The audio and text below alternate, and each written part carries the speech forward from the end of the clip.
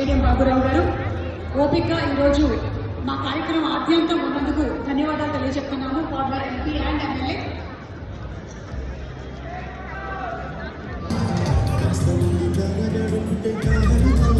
కోసం సచిన్ గారు, లోత రామారావు గారు, కిల్లో సురేందర్ గారు, ఏ రామ్మూర్తి గారు, అంజయ్ నాయక్ గారు, శ్రీరామ్ నాయక్ గారు.